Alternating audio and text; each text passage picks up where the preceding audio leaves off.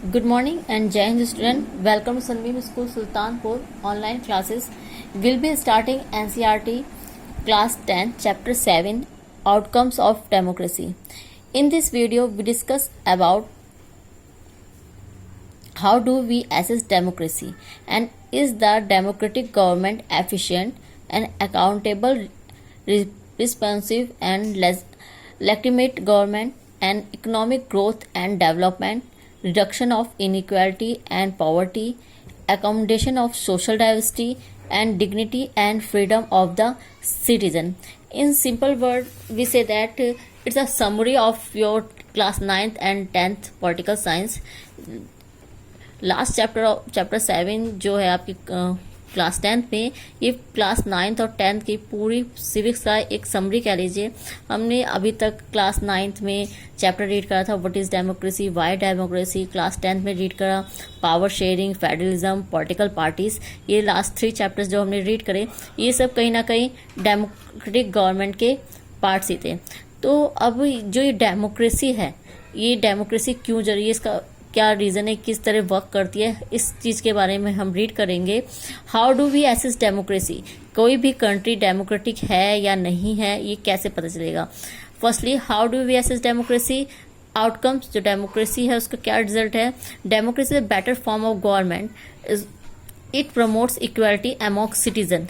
Democracy है उसमें जितने भी सिटीजन सबको इक्वल समझा जाता है, किसी के साथ कोई डिस्क्रिमिनेशन नहीं होता. It enhances the dignity of individual, और सबको इक्वल डिग्निटी दी जाती है. It improves the quality of decision making, it improves the quality of decision making and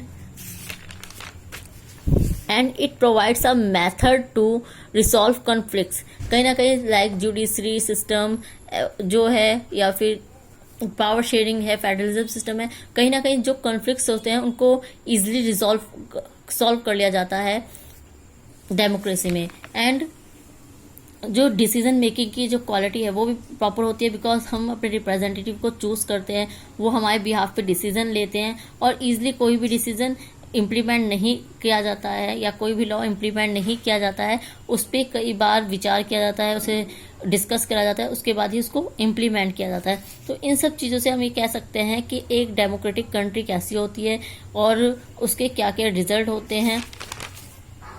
firstly it allows room to correct mistakes. अगर कोई भी डेमोक्रेसी में कोई भी डिसीजन ले लिया जाता है, कोई भी लॉ बन जाता है, उसको दोबारा से सही करा जाता है. Is the democratic government efficient.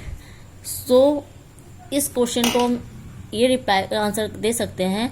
Non democratic rulers do not have bother about deliberation in assemblies और worry about majorities and public opinion. अब जो डिक्टेटरशिप है या मोनार्की है, उसमें जो भी रूलर्स होते हैं उनको ये टेंशन नहीं है कि वो असेंबली बनाए, या फिर उनको टेंशन नहीं होती कि वोट बैंक की टेंशन नहीं होती, पब्लिक का क्या ओपिनियन है इस चीज़ की टेंशन नहीं होती. And a democratic government will more time to follow procedures before arriving at a decision.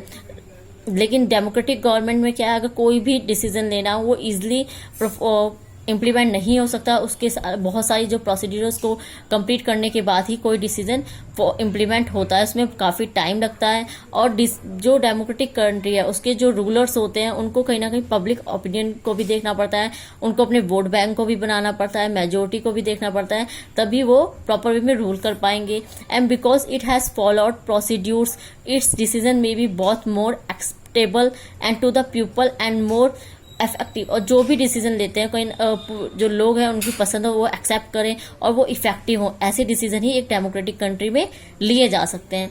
Now we discuss accountable of government.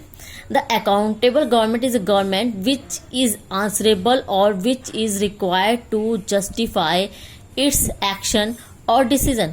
जो अकाउंटेबल गवर्नमेंट क्या है, जो गवर्नमेंट कहीं ना कहीं आंसरेबल है लोगों के लिए, लोगों के प्रति आंसरेबल, बिकॉज जो रूलर्स हैं वो पीपल्स द्वारा ही इलेक्ट किए जाते हैं, वो हमारे रिप्रेजेंटेटिव होते हैं जो हमारे बिहाफ पे डिसीजन लेते हैं. Democratic government is answerable to the people और टू द पार्लियामेंट. एक डेमोक्रेटिक गवर्नमेंट आंसरेबल है लोगों के लिए, पार्लियामेंट के लिए. In a democracy people elect their representative. Democracy में लोग अपने रिप्रेजेंटेटिव को चूज करते हैं, इलेक्ट करते हैं, whose form government, and if they don't work according to the wishes of the people have them right to change them. अगर वो लोगों के विशेष के अकॉर्डिंग वर्क नहीं करते तो नेक्स्ट इलेक्शन में क्या करते हैं, वो किसी और पार्टी को चूज कर लेते हैं, वो उनको हटा देते हैं, वो नेक्स्ट अगर वो उनके जैसे वो सोचते हैं वैसा डिसीजन नहीं लेती है, वैसा लॉ नहीं बनाती है। लाइक दिस, अगर महंगाई बढ़ती है किसी भी गवर्नमेंट में तो हम क्या करते हैं, नेक्स्ट टाइम इस गवर्नमेंट को हम वोट नहीं करेंगे। तो जब लोगों की विशेष पूरे नहीं होते तो लोगों के पास पावर है कि उन्हें चेंज कर दे। For example, Indian government is answerable to the parliament. जैसे जो इंडियन गवर्नमेंट है, like in present time BJP है, वो पार्लियामेंट के लिए आंसरेबल है। Opposition party Congress, Sapa, BJP, इन सब के लिए आंसरेबल, उसको आंसर देना पड़ेगा कि वो क्या कर रही है, जो अपनी पॉलिसीज है उसको फॉलो कर रही है, प्रॉपर वे में कर रही है, नहीं कर रही है। ये सब हम पॉलिटिकल पार्टी सेक्टर में रीड कर चुके हैं। A citizen who wants to know if a decision was taken through the correct procedure can find this out. This is known as transparency. एक तरह से ट्रांसपेरेंसी भी कहलाएगी, बिकॉज क्योंकि जो गवर्नमेंट है वो आंसरेबल है पीपल्स के लिए और पार्लियामेंट के लिए। Now thank you student. In next video we discuss about the responsive and legitimate government. Thank you very much. जय हिंद।